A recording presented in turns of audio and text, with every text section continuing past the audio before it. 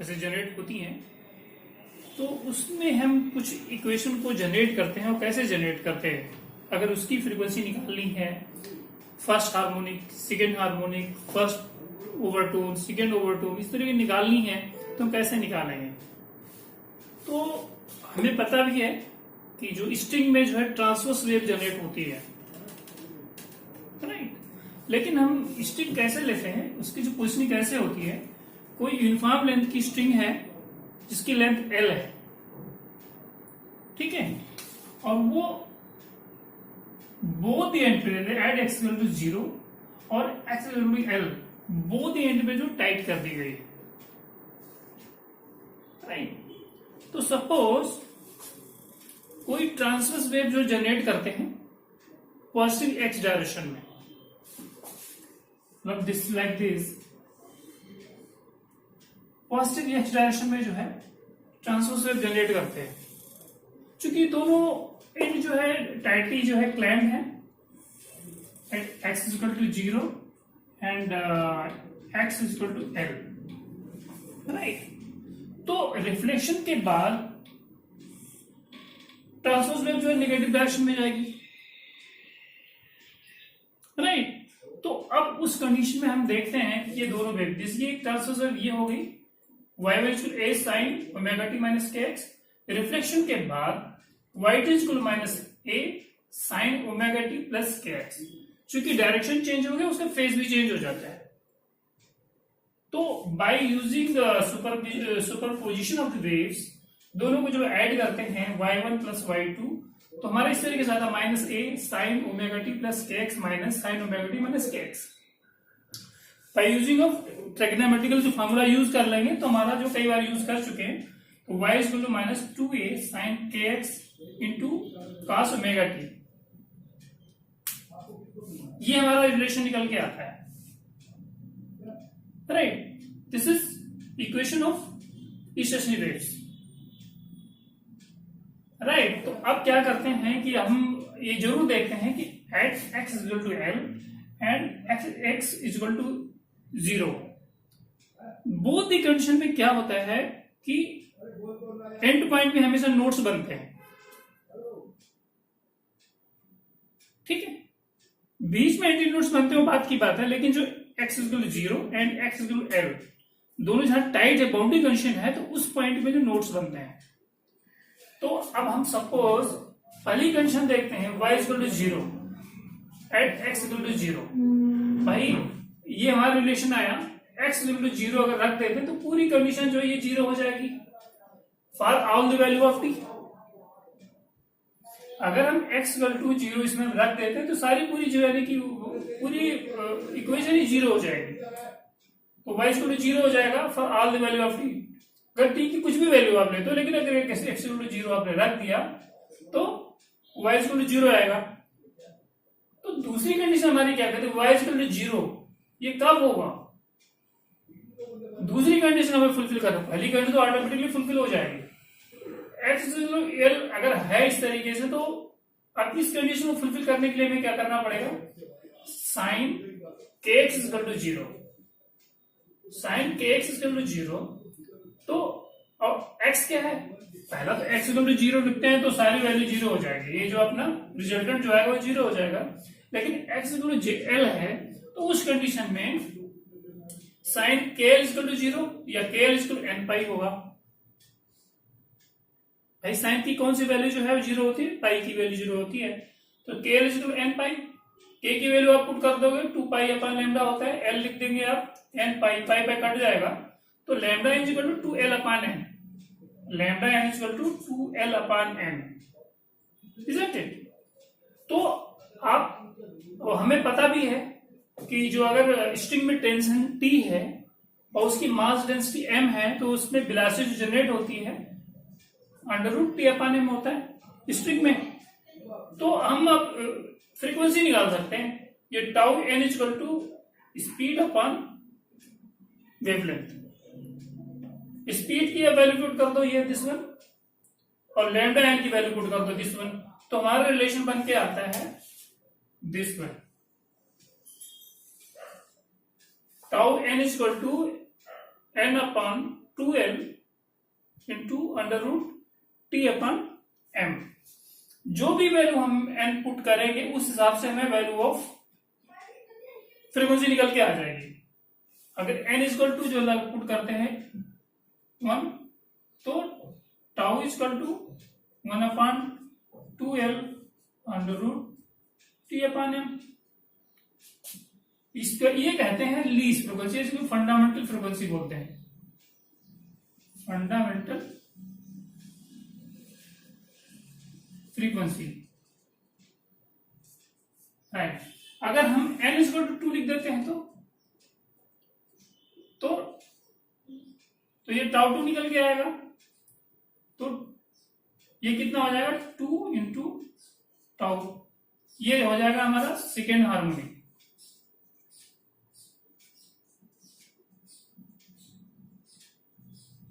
इसी तरीके से टाउ 3 भी हो जाएगा,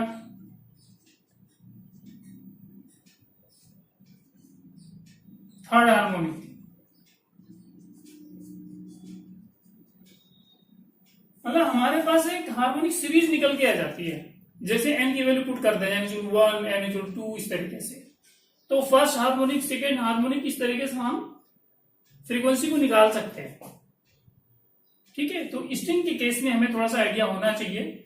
ये हमारे पास जो है लैम्डा n/2L/n आइडिया होना चाहिए, तो हम जो है फ्रीक्वेंसी निकाल सकते हैं आसानी से।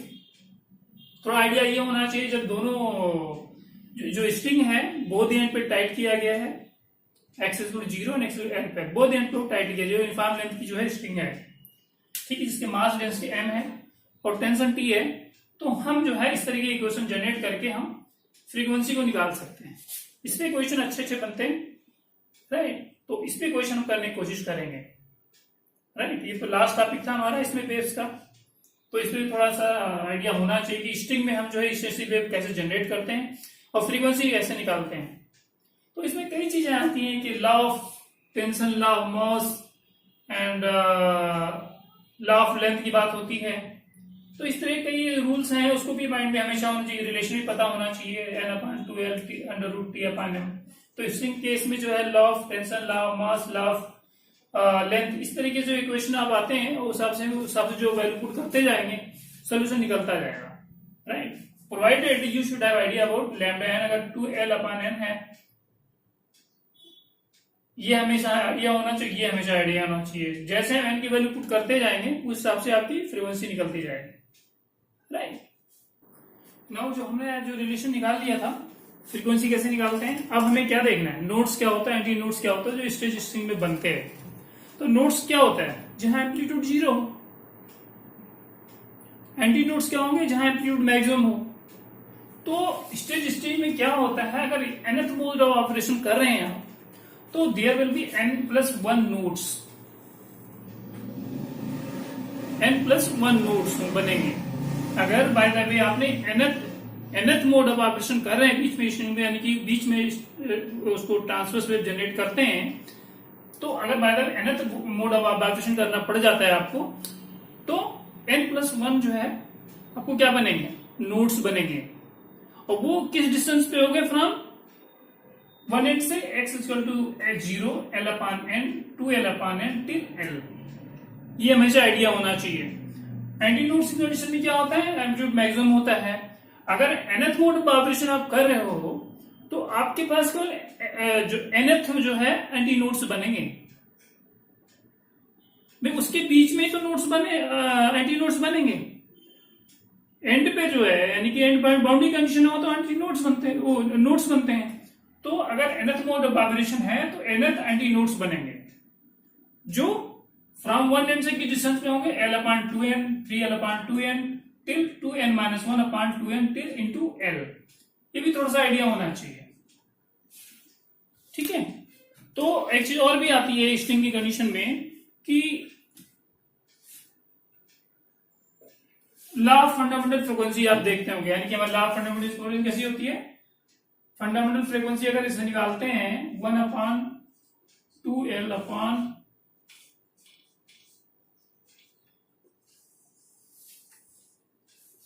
केवल ये हमारा रिलेशन है फंडामेंटल फ्रीक्वेंसी का।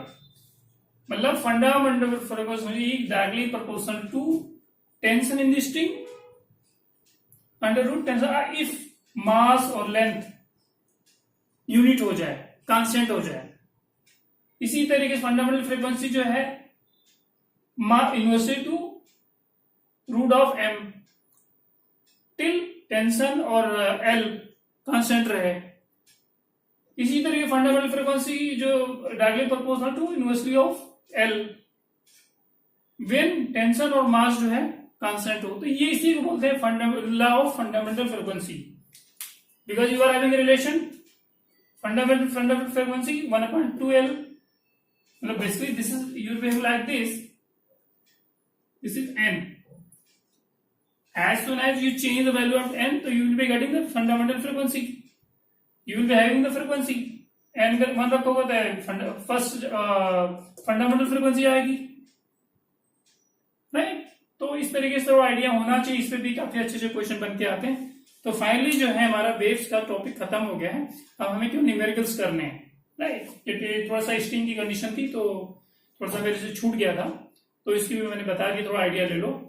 But you should have proper notation, फॉर्मूले हमेशा माइंड में होना चाहिए, राइट।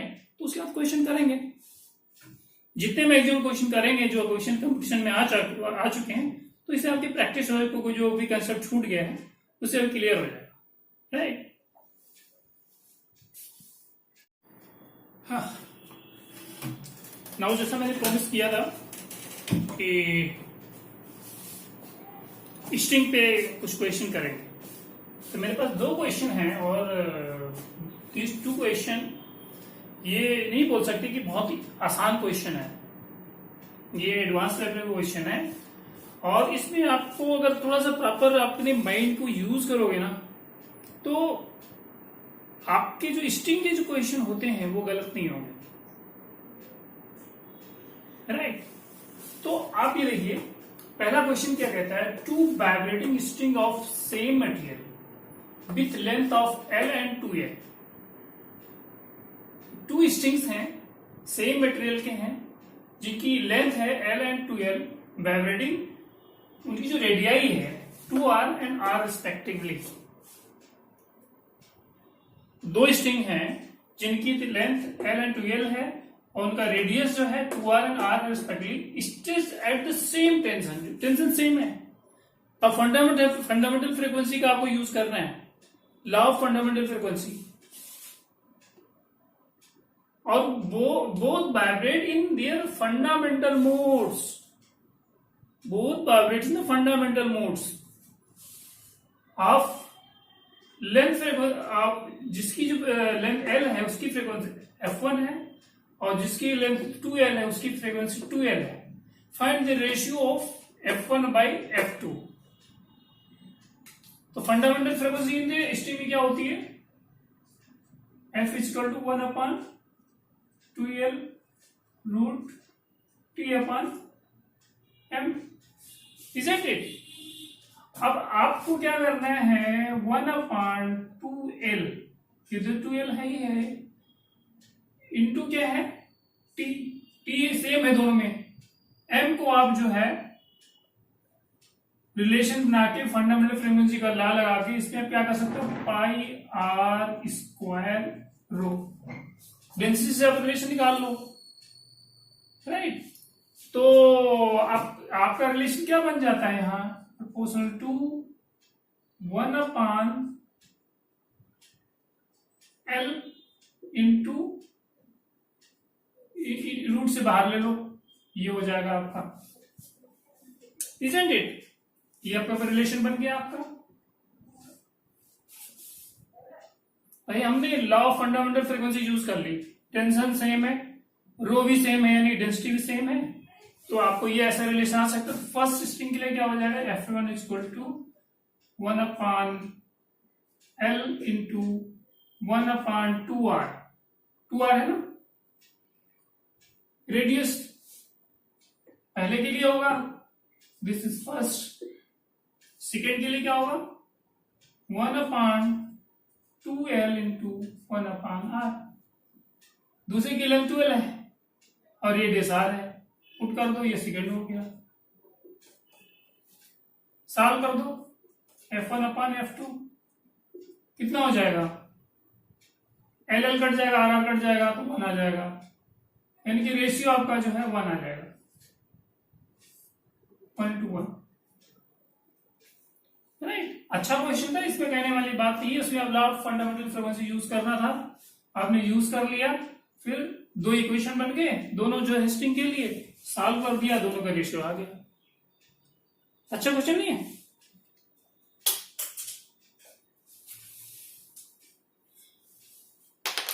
दूसरा क्या क्वेश्चन है, ये क्वेश्चन थोड़ा सा ट्रिकी है, ये माइंड में रखना इसको। इस तरह के क्वेश्चन अक्सर जो है नंबर ऑफ एप्लीकेशन आ जाते हैं। देखिए, a hollow pipe of length 0.8 metre close end one end and at open end 0.5 metre length of the uniform string is vibrating. एक तो ऐसे भाई ऐसी है, सपोज ऐसे एक एंड क्लोज है, दूसरा जो सपोज ओपन है, ठीक है। इसी तरीके से होगा, लेंथ दिया हुआ है ऐसे, उन्होंने जो बनाया है, इसलिए अगर देखा जाए तो पाइप होगी लंबी, यहां जो है स्ट्रिंग है वाइब्रेट करवा रहा है, जिसकी 0.5 मीटर लेंथ है, और ये पूरी जो इसकी लेंथ है जो 0.8, तो यहां जो वाइब्रेट करा रहा है स्ट्रिंग से। एट ओपन एंड यही हो गया, दूसरा वाला क्लोज है। 0.5 metre length of uniform string is vibrating in second harmonic string के केस में, and resonate with the frequency of the pipe.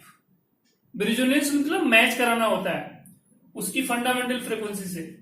If tension in the wire is 50 newton and speed of the sound is 320 meter per second, find the mass of the string।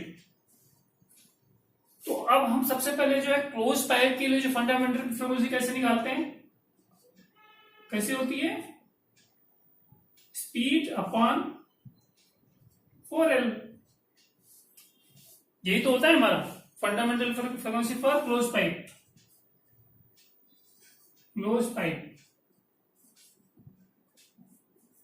First case ले लेते हैं, जिसमें velocity दी हुई है, length भी दिया हुआ है, ये लेंथ ऑफ पाइप का हो गया। अब क्या कहता है, उसके ओपन एंड पे जो है 0.5 मीटर की लेंथ की जो है स्ट्रिंग है, उसको वाइब्रेट कर रहे हैं, और उसमें सेकेंड हार्मोनिक डेवलप करा रहे हैं, और रेजोनेट करता है जिसके फंडामेंटल फ्रीक्वेंसी से। तो सेकेंड हार्मोनिक ऑफ स्ट्रिंग कितनी होती है, सेकेंड हार्मोनिक स्ट्रिंग कितनी होती है, tau is equal to 1 upon L into tension upon mass per unit length.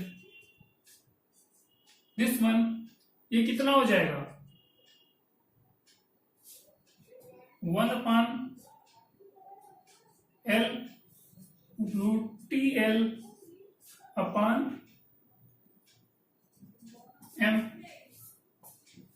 यही है हमारा, ये है इसकी फंडामेंटल फ्रीक्वेंसी, सेकेंड हार्मोनिक में है, फिर उसको रेजोनेट करा रहा है। तो दोनों ये जो फंडामेंटल फ्रीक्वेंसी होगी सेकेंड हार्मोनिक की, ये इसके इक्वल होगी, दो मतलब ये दोनों इक्वल होना चाहिए, रेजोनेट कराना है। तो इसका मतलब V upon 4L is equal to 1 upon L root T into L upon M।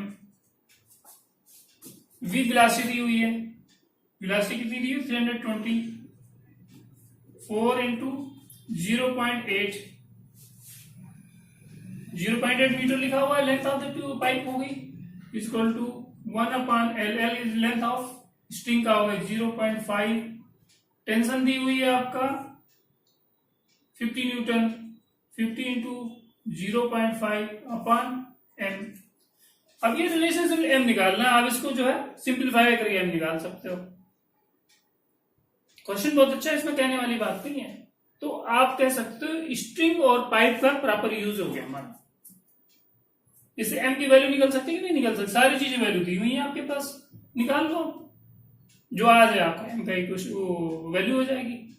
तो ये तो क्वेश्चन बहुत अच्छे क्वेश्चन जिसमें पाइप और स्ट्रिंग का यूज किया है, हमने जानबूझ के यूज किया है, क्वेश्चन लिया है कि दोनों का आपका एक माइंड में जो है बैठ जाए कि स्ट्रिंग और पाइप को कैसे यूज करते हैं। इसमें देखिए पाइप को और उससे इस स्ट्रिंग से रेजोनेट कराया है, तो दोनों का इक्वेशन यूज कर लिया।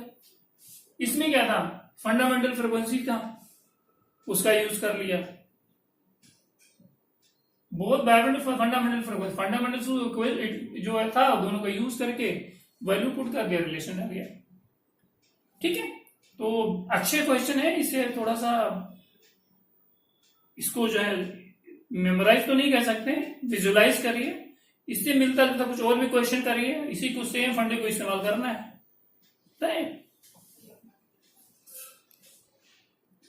एक बहुत अच्छा क्वेश्चन है हमारे पास, और ये क्वेश्चन इतना ट्रिकी है कि इसमें सारे फंडे यूज कर लिए, ट्रांसलेशन इक्विलिब्रियम, रोटेशनल इक्विलिब्रियम और आपके फंडामेंटल फ्रीक्वेंसी और सारी चीज, जितनी चीजें सारी यूज कर ली हैं।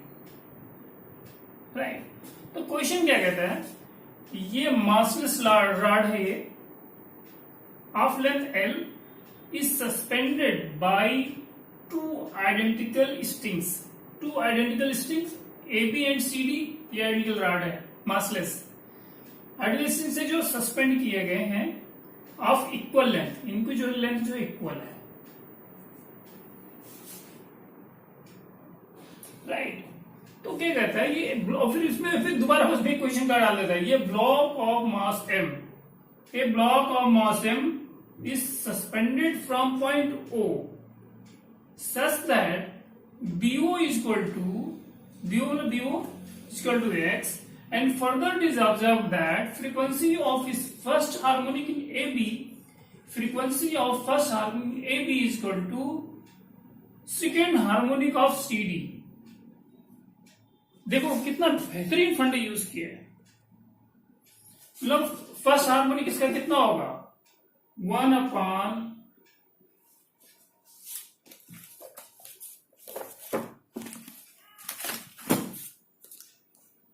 फर्स्ट हार्मोनिक इससे कितना होगा, 1/2L रूट T/M, इसके लिए AB के लिए, और इसके इक्वल हो जाता है सेकेंड हार्मोनिक, उस सेकेंड हार्मोनिक में कितना हो जाएगा, 1/L रूट T/M।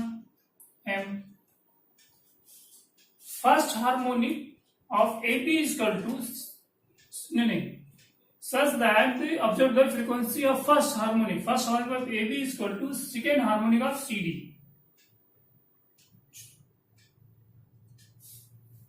स्ट्रिंग ही है तो उसमें अब हुआ है ऐसा, जो यानी कि वेव्स निकली हैं, जनरेट हुई है, तो उसमें आपके क्वेश्चन में दे दिया गया है।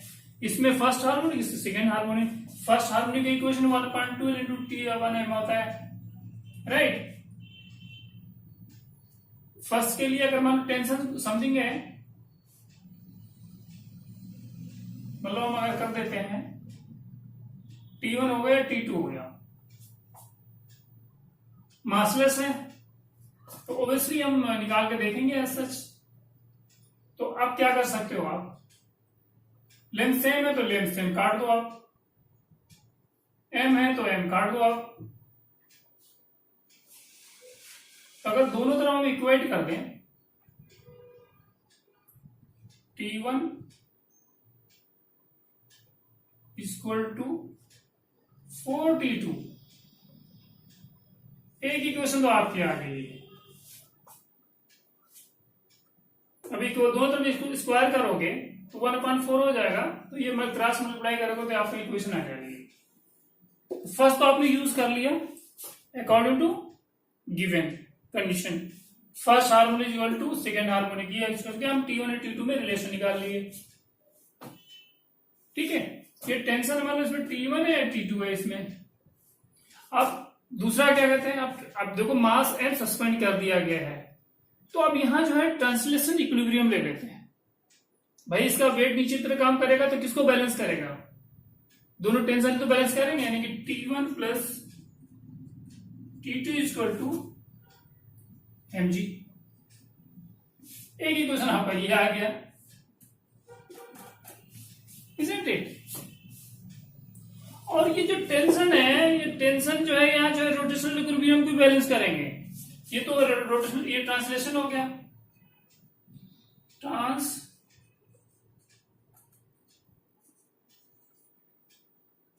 इक्विलिब्रियम। बहुत प्यारा क्वेश्चन है, इतना अच्छा क्वेश्चन है, रियली बता रहा हूं, उसमें सारे मेथड यूज कर लिए हैं। अब रोटेशनल इक्विलिब्रियम की बात करते हैं।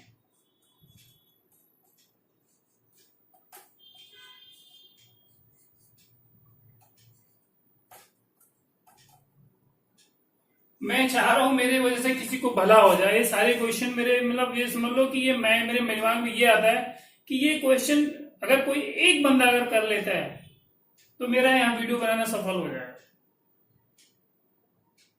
राइट। तो मैं ये चाह रहा हूं ये सारी चीजें हैं जो ये क्वेश्चन है, अब अपने जो है फ्रेंड सर्कल में जरूर बताएं। ये क्वेश्चन इतना आसान नहीं है। इस क्वेश्चन को मतलब अगर आप देखा जाए तो इसको, इस मेथड को यूज कर लो, सारे फंडों को यूज कर लो, नंबर ऑफ क्वेश्चन जो है बन सकते हैं इसके ऊपर। अब रोटेशन में क्या हो जाएगा, ये टेंशन की वजह से जो है, जो रोटेशनल इक्विलिब्रियम कैसे हो जाएगा, T1 into x, T2 into L minus x. कितना प्यारा क्वेश्चन है यार, मजा आ रहा है इस क्वेश्चन करने में। इससे T1 और T2 का यूज करके इसमें पुट कर दोगे तो T1 और T2 निकल आएगा। अगर आप इसमें T1 की जगह पे 4T2 लिख दो तो इससे T2 को वैल्यू आ जाएगी, नहीं आ जाएगी? T2 की डेफिनेटली आ जाएगी। जब T2 की वैल्यू आ जाएगी फिर T1 की वैल्यू निकल सकती है। वो T1 T2 की जो वैल्यू जो है mg के फॉर्म में जब आएगा उसको यहाँ T1 और T2 पुट कर दो तो x इक्वल टू एल के फॉर्म में आ जाएगा।